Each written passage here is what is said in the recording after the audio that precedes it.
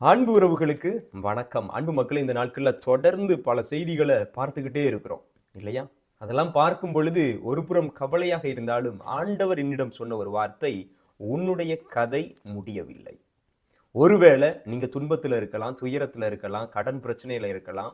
உங்களுடைய கணவன் உங்களுக்கு குடித்து விட்டு தினமும் தொந்தரவு செய்யலாம். நீங்க நினைச்சதெல்லாம் உங்களுக்கு நடக்காம இருக்கலாம். ஆனா ஆண்டவர் இன்னைக்கு உங்களை பார்த்து சொல்றாரு, உன் கதை முடியல, நான் இன்னும் எழுதி கொண்டே தான் இருக்கிறேன் அப்படின்னு சொல்லிட்டு. அந்த மக்களை இதே நம்பிக்கையோட காணொலியை முழுமையா பாருங்க. கண்டிப்பா ஆண்டவர் என் மூலமா உங்களோட பேச காத்திருக்கிறார். ஏதோ ரேண்டமா இன்னைக்கு இந்த வீடியோவை நீங்க பார்க்கலாம், அல்லது என்னடா அப்படின்னு நீங்க நினைத்து கொண்டு இருக்கும் பொழுது இந்த வீடியோ உங்களுக்கு வந்திருக்கலாம். இது கண்டிப்பாக காட்ஸ் வில், கடவுள் விரும்புகிறார். அதனாலதான் இந்த வீடியோவை நீங்க பாக்குறீங்க அப்படிங்கிற நம்பிக்கையோட இந்த காணொலியை தொடருங்க. ஆண்டவர் உங்களோடு பேச காத்திருக்கிறார். உங்களுக்கு முதல்ல ஒரு விடயத்தை சொல்றேன் அன்பு மக்களே. நீங்க அனுபவித்துட்டு இருக்க இந்த துன்பம், நீங்க பள்ளத்தாக்குக்குள்ள விழுந்து கிடக்கலாம் அப்படின்னு நீங்க நினைக்கலாம். உங்களுடைய வாழ்க்கை முழுவதுமே இருள் உங்களை சூழ்ந்து விட்டது அப்படின்னு நீங்க நினைக்கலாம்.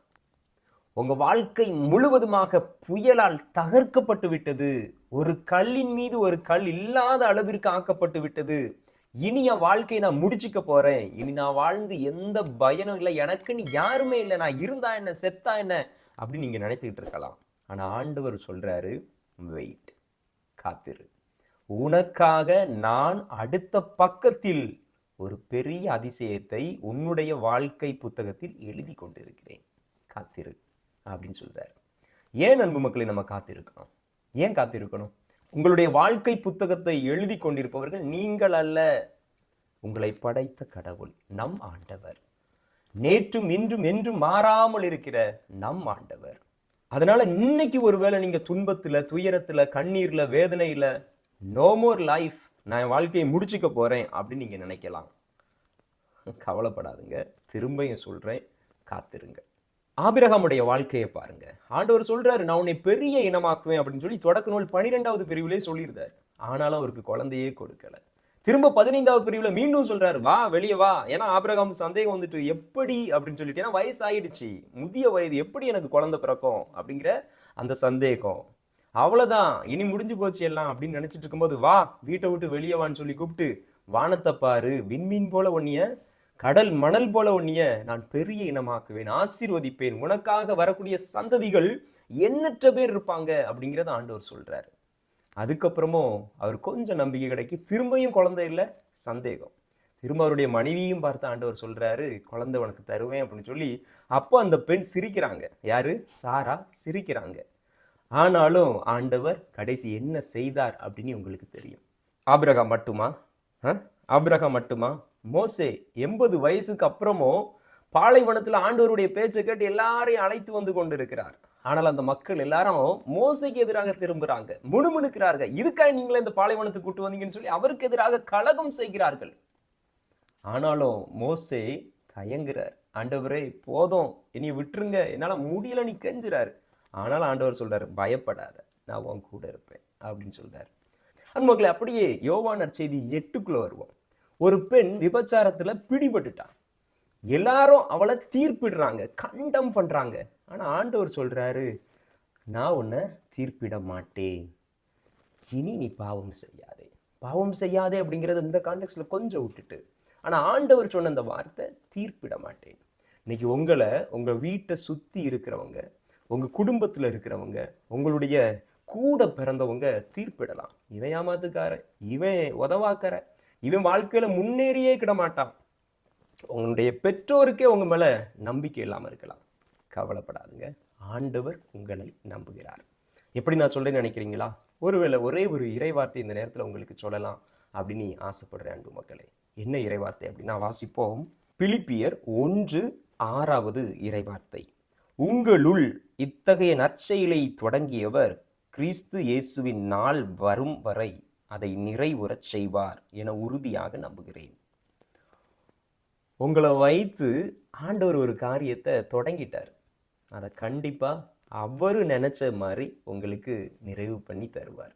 அவரு நினைச்சது மாதிரி, நீங்க நினைக்கிறதுக்கு மேலாக, நீங்க விரும்பியதற்கு மேலாக, நீங்க ஆசைப்பட்டதுக்கு மேலாக அவர் உங்களுக்கு அதை கண்டிப்பாக நிறைவேற்றி தருவார். அதனால ஒரு பொழுது மக்களை சோர்ந்து போகாதுங்க. என் வாழ்க்கை இன்னைக்கு முடிஞ்சு போச்சு அப்படின்னு நினைக்காதுங்க. கண்டிப்பா ஆண்டவர் உங்க கூட இருந்து உங்களுடைய வலது கரத்தை பிடித்து அவர் வழி நடத்துவார். நம்புங்க. நம்புறவங்க ஆமேன் அப்படின்னு சொல்லிட்டு டைப் பண்ணுங்க. கண்டிப்பா ஆண்டவர் உங்க கூட இருக்கிறார். நிறைய நேரத்துல நம்ம என்ன நினைப்போம் தெரியுமா? என் கஷ்டத்துல என் கூட ஆண்டவர் இல்லைன்னு சொல்லி நம்ம நினைப்போம். ஆனா நல்லா கவனிச்சிங்க அப்படின்னா அந்த கஷ்டத்துல தான் ஆண்டவர் உங்க கூட இன்னும் அதிகமாக இருக்கிறார். என் மகன் சோர்ந்து போவானா? என் மகன் என்னை விட்டுட்டு போயிடுவானா? என் மகள் என்னை கைவிட்டு விடுவாளா? என் மகன் எல்லாத்துக்கும் மேல கிவ் அப் பண்ணிடுவாளா? அப்படிங்கிறத ஆண்டவர் பார்த்துக்கிட்டே இருக்கிறார். உள்ளம் கலங்க வேண்டாம், கவலைப்படாதுங்க. உங்களை ஆண்டவர் அன்பு செய்கிறார். உங்களுடைய தாய் தந்தையை விட அதிகமாக அவர் அன்பு செய்கிறார். அவரை நம்பியவர்கள் யாருமே கைவிடப்பட்டது கிடையாது. இன்னைக்கு உங்க வாழ்க்கையில நடக்கிற பிரச்சனை எல்லாம் பெரிய வெள்ளிக்கிழமை போல. பெரிய வெள்ளிக்கிழமைய பார்த்த எல்லாரும் என்ன நினைச்சாங்க? அவ்வளவுதான், இவர் வாழ்க்கை முடிஞ்சு போச்சு, இந்த கல்வாரி மலையில இவருக்கு சாவு மணி அடிச்சாச்சு அப்படின்னு சொல்லிட்டு இல்ல. 3வது நாள்ல உயிர் தெழுந்தார். இன்னைக்கு உலகம் ஃபுல்லா அவருடைய அன்பால ஈர்க்கப்பட்டு இருக்கிறோம். அதே போலதான் அன்பு மக்களை, உங்களுடைய வாழ்க்கையில இன்னைக்கு நீங்க அனுபவிக்கிற ஒவ்வொரு கஷ்டமும் இது பெரிய வெள்ளிக்கிழமை மாதிரி கண்டிப்பா அங்கு பாடுகள் இருக்கும். ஆனா உயிர்ப்பு காத்திருக்கிறது. விட்டுறாதுங்க. உங்க மனசை தளர விட்டுறாதுங்க. உங்களை நீங்க கை விட்டுறாதுங்க. உங்களுக்காக நம்ம ஆண்டவர் காத்திருக்கிறார். உங்களை அன்பு செய்தவர், எந்தவித எக்ஸ்பெக்டேஷன் எதிர்பார்ப்பும் இல்லாமல் உங்களை அளவு கடந்து அன்கண்டிஷனலா அன்பு செய்யக்கூடியவர் நம்ம ஆண்டவர் காத்துட்டு இருக்கார். யாரும் அன்பு செய்யல, கவலையே படாதுங்க. அவர் உங்களை அன்பு செய்துட்டு இருக்கிறார். மறந்துடாதுங்க. ஒரே ஒரு இறை வார்த்தையோட இந்த காணொலியை நம்ம நிறைவு செய்ய போறோம் அன்பு மக்களே. ஜெபத்தோடு கூட இப்ப நான் வாசிக்கிற அந்த இறை வார்த்தையை என் கூட சேர்ந்து நீங்களும் அதை வாசிங்க. புலம்பல் புத்தகம் 3:22-23. ஆண்டவரின் பேரன்பு முடிவுறவில்லை, அவரது இரக்கம் தீர்ந்து போகவில்லை. காலைதோறும் அவை புதுப்பிக்கப்படுகின்றன, நீர் பெரிதும் நம்பிக்கைக்குரியவர். உங்கள் மீது அவர் வைத்திருக்கிற அன்பும் இரக்கமும் ஒவ்வொரு நாள் காலையில எப்படி சூரியன் உதிச்சு புதிய நாள் பிறக்கிறதோ அதே போல அவருடைய அன்பும் அவருடைய இரக்கமும் புதுப்பிக்கப்படுகிறது. நீங்கள் செய்த எவ்வளவு தவறுகள் துன்பங்கள் இருந்தாலும் அவரு உங்களை இரக்கம் கொண்டு மன்னிக்கிறார். ஒவ்வொரு நாளும் அது நடந்துகிட்டு இருக்குது அப்படிங்கிறது அந்த இறைவார்த்தை நமக்கு தெளிவாக சொல்கிறது. ஆண்டவர் சொல்றாரு 1 தெசலோனியர் 5:11 ஒருவருக்கொருவர் தட்டி கொடுங்கள், ஒருவருக்கொருவர் ஆறுதலாக இருங்கள் என்று. அதனால் அன்பு மக்களே, நீங்க இப்போ ஆறுதல் பெற்றிருப்பீங்க நான் நம்புறேன். அதே ஆறுதலை உங்களுக்கு தெரியும் யாரோடு பகிர்ந்து கொள்ளணும் அப்படின்னு சொல்லிட்டு. உங்களுடைய குடும்பத்துல உங்களுக்கு தெரிஞ்ச நண்பர்கள் யாராவது துவண்டு போய் கிடக்குறாங்க அப்படின்னா கண்டிப்பா அந்த செய்தியை அவர்களோடு பகிருங்க. கண்டிப்பா ஆண்டவருடைய ஆறுதலை அவர்கள் பெறுவார்கள். கடைசியா ஒண்ணு, ஃபாதர் எனக்காக இந்த விடயத்துக்காக ஜெபித்து கொள்ளுங்க அப்படின்னு நீங்க நினைச்சீங்க அப்படின்னா தைரியமா கீழே கமெண்ட்ல எழுதுங்க.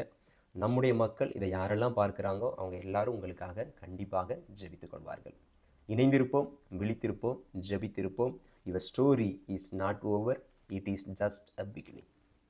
God bless you.